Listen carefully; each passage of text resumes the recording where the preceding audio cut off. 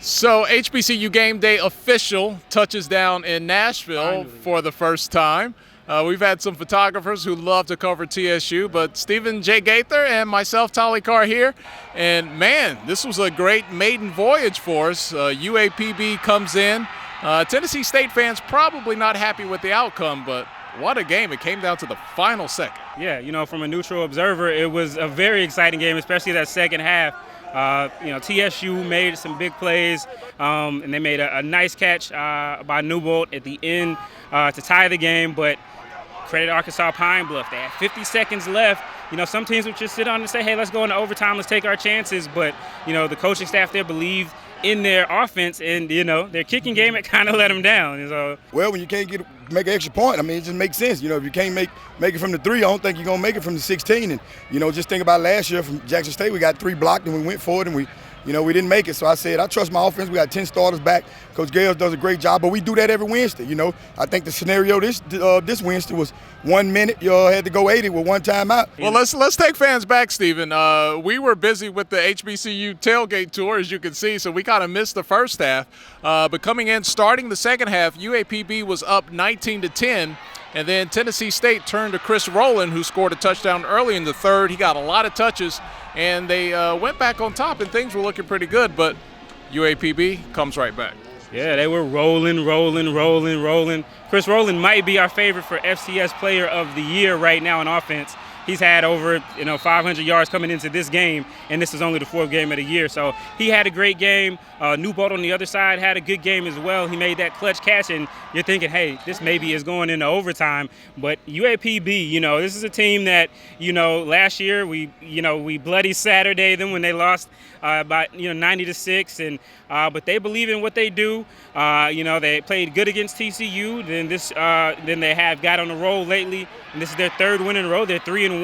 And they're an exciting team to watch in the SWAC heading in this year. We talk about the East and how there may be some contenders there, but hey, Southern, Grambling, Prairie View, you definitely have to watch out for University of Arkansas Pine Bluff right now. Well, as I've said for the last couple of weeks, all season really, this is not your daddy's Golden Lions. It was a beautiful scene, again, as a neutral observer. Jeremy Brown making the go-ahead and winning touchdown. His time expired. He was mobbed by his teammates and his coaches. And after the game, both he and his coach talking about some very serious tones of being in contention for a SWAC championship. We're doing everything right. We didn't cut no corners. We didn't cheat. We took out 90-6 and we grew from it. And now, by doing all that and doing the right things and putting a good product out and playing hard, still wasn't our best football.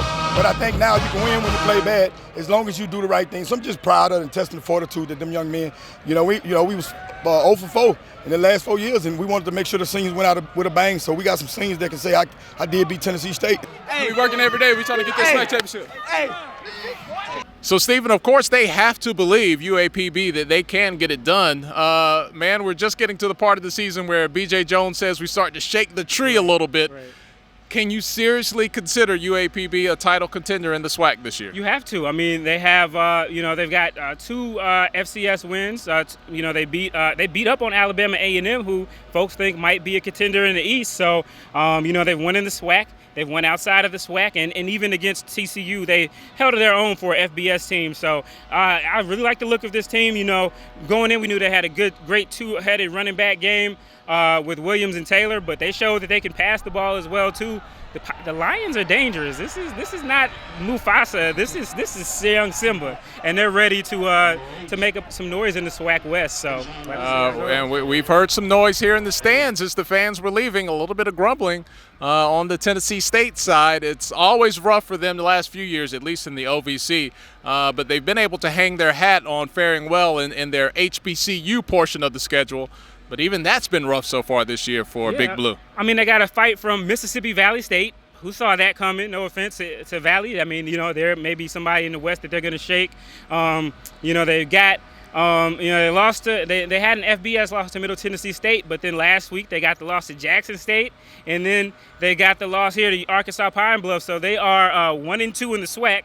So it's for TSU, usually if they can dominate their HBCU schedule, they feel pretty good. It keeps the fans happy and they feel pretty good, but a lot of times they're falling flat. So maybe, just maybe, they'll reverse that this year and they'll get in conference play and kick it up a little bit. With Chris Rowland, I think he's a guy that you're going to have to watch on every play because anytime he touches the ball, he's a threat to score. So don't count the Tigers out yet, but hey, SWAC West, the Lions, they're for real. They're coming at you.